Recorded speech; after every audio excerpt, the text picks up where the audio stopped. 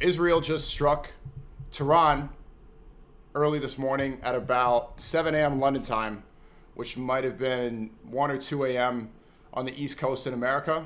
I did predict this 2 weeks ago. I said word for word, come back to this video when after the Epstein files release, we will realize that Netanyahu was applying pressure on Trump. And Netanyahu came to America saying, if you don't bomb Iran, we are going to release the rest of the files. And within 2 weeks it happened.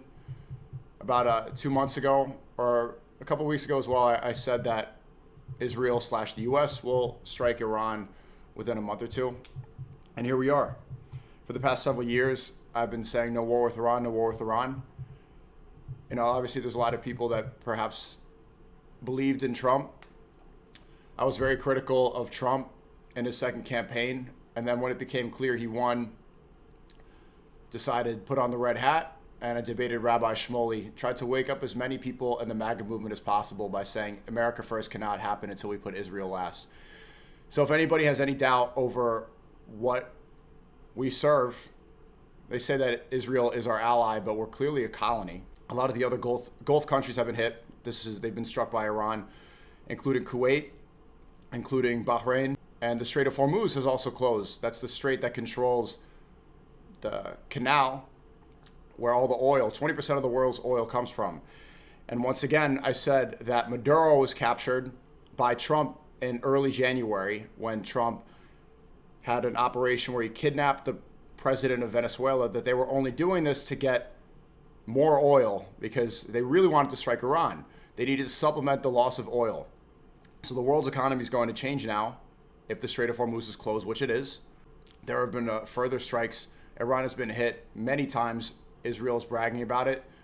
This seems like it is the crux for World War III. This is the catalyst. You could say that it was the 12-day war in summer of 2025 when Trump/Israel and the U.S., they work as one now. And even when you see Keir Starmer, the Prime Minister of the UK, step in and say that they're now joining the war, most of the West are all in support of Israel. And ever since the Epstein files released, people cared about it for a week or two. And then there's been so much infighting. There's been people talking about dogs, so much misdirection, people talking about ICE, people talking about Mexico. And all this was a strategic, coordinated effort to get the Goyim speaking about things other than the major issue going on. This is more than just what's geopolitical. This is eschatology in religion, meaning this is part of the end times, right? All of this has been predestined. All of this is eschatology in Christianity, Islam, and Judaism. And I also think that they're doing this during Ramadan because we can't forget that it is Ramadan.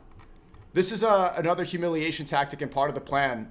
They know that during Ramadan, this is when the Ummah is more united than ever. And there's been so much of an effort to divide the Muslim world, to get them to support different countries, to say Israel has the right to defend itself. Ramadan is when we are united, when spiritually we're on the same page about things.